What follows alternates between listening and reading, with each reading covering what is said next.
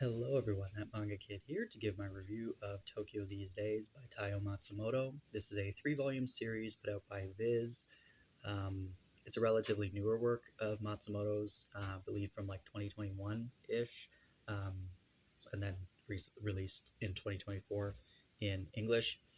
Um, these hardcovers match the Sunny set of hardcovers with that matte kind of finish, no dust jacket um, release, and I do really like these. I think they're quite nice. The only thing is they do scuff very easily, so it's not one you want to like throw in your bag to bring to work with you, kind of thing, because they can get damaged quite easily. And for how expensive these are, you don't really want to be damaging them. These are $37 each in Canada, which is insane.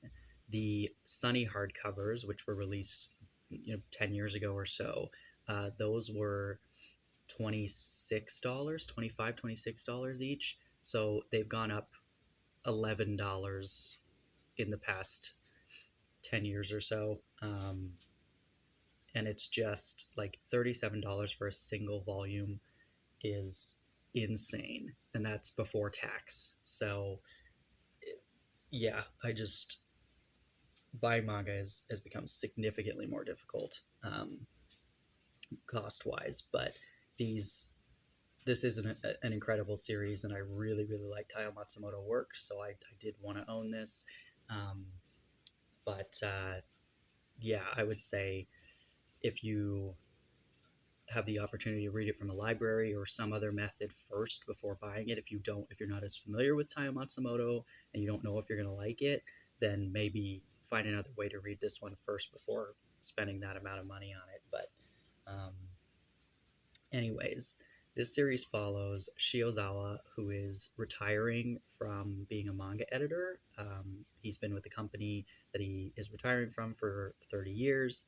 He is ready to leave. He feels a bit stuck, like he has done everything that he needed to do, but also, or like that there's nothing more he can do at the company that he's at. Um, he's kind of feeling a bit disillusioned with the manga industry. Like so many creatives, if you end up doing, what you love for your job at some point, most people, especially if you're working for a company and not necessarily just freelance, but uh, you give in to the reality that you need to make a profit in order to have it be a job, and therefore you kind of compromise on your values or compromise on your um, artistic integrity or whatever, in order to make money. And so he leaves the company he's with, and he decides that he wants to gather a bunch of creators that he really respects and admires and loves their manga, um, and just create something incredible. So this series is him going around to different creators that he's known for the past several decades, some of which are no longer creating anything. Some are still creating manga, but are doing, again, like just kind of giving into the consumeristic nature of it, and just making something for the magazines they work for, just to make money, make ends meet. And he is desperately trying to you know let these creators know how much their true core essence of their artistic nature is so important, in that he really desperately loves what they used to make back in the day, and that he would love to see them return to that raw art, I guess. And so I think that this series feels very nostalgic. It feels very desperate as well, while also feeling kind of calm and slice of life.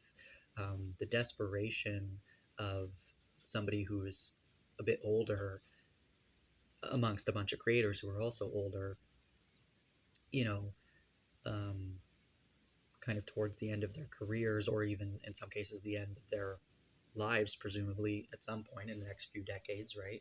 Um, this desperation to leave a mark, the the desire to create something meaningful that people connect with, and his desperation as an editor to be a part of something meaningful, because he really loves manga and always has, and he has a bit of a different taste, more alternative style sort of taste to manga, and so he just really desperately wants to see a change in the industry, or at least just let the creators that he loves and respects um, create what they want rather than what they need to in order to make money, and also to, you know, bring the incredible art of these folks to people who never have known um, how incredible they are. And I think that this series really captures that feeling of desperation that I think we all have deep down to really do something that means something. And it doesn't have to be artistic, it could be literally anything. I think that humanity in general just is really desperate to leave a mark. That as individuals, we are so craving somebody to know that we existed. And this series, I think, really captures that feeling.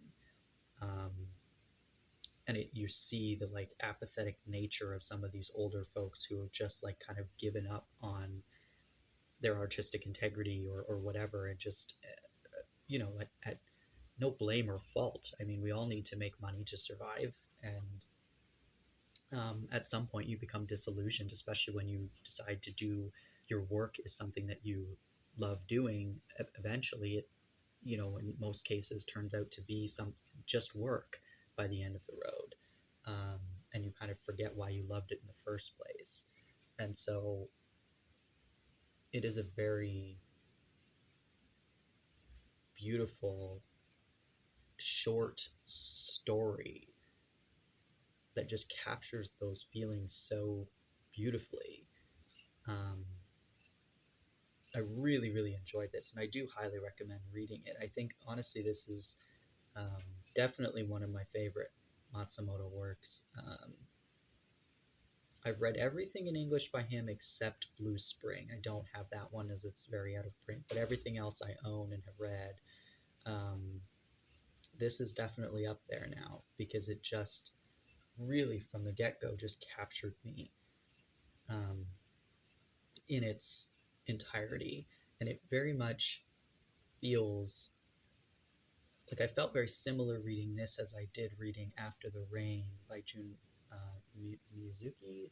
Miyazuki, um, because that feeling of nostalgia, that feeling of like trying to capture youth, um, which is very strong and prominent in that series, After the Rain, but this one as well. Not necessarily capturing youth, but capturing that freedom, that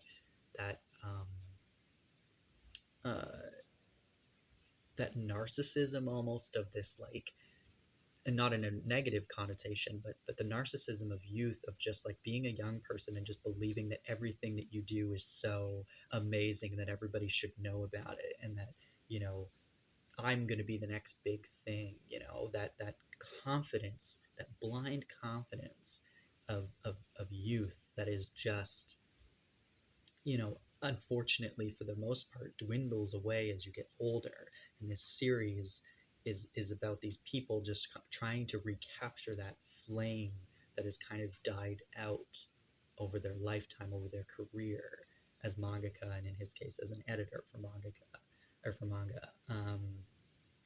And it just, it's really incredibly done. Yeah, I recommend reading this definitely.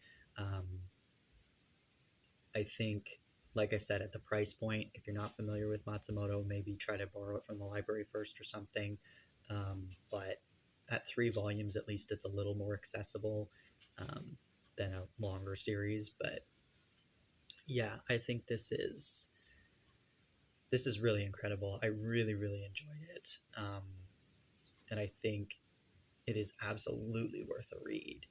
Uh, yeah, and it's one I will definitely be rereading soon because um, I read it as the volumes were coming out, uh, from my library actually, or from the library the next town over. But and then finally, when I had the budget to be able to buy them, I bought them. But yeah, it's pretty incredible. And as always, I mean, his artwork is incredible, and it's got some nice color pages as well that are in this like muted tone that's really beautiful.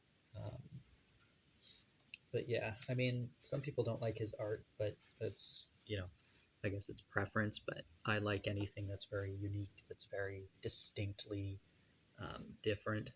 Um, yeah, I think it's an incredible series. I definitely recommend reading it. If you have any suggestions of things, titles that are similar to this, I'd be all ears. Um, but yeah, anyway, thanks for watching.